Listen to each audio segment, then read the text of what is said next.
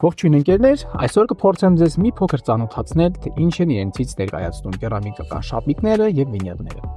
Իմ ձեռքում գտնվում է գիպսե մոդել, որի վրա արդեն կա պատրաստված ատամնաշարը, բացետի համար։ Արտաքին հայացքից բոլոր ատամները նման են իրար, սակայն իրականում կատարվել է տարբեր տեսակի տաշվածքներ,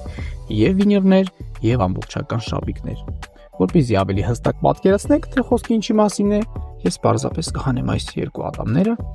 արջևի եւ ցույց կտամ ձեզ։ Տեսեք, ատամներից մեկը ավելի շատ է հղկվել, տաշվել, քան մյուսը։ Որն է նրանց տարբերությունը։ Այն ատամը, որը ավելի շատ է հղկվել, ներվազրկված է, կենսունակ չէ։ Այդ իսկ պատճառով ցուցված է եղել կատարել ամբողջական տաշված։ Իսկ հարևան ատամը,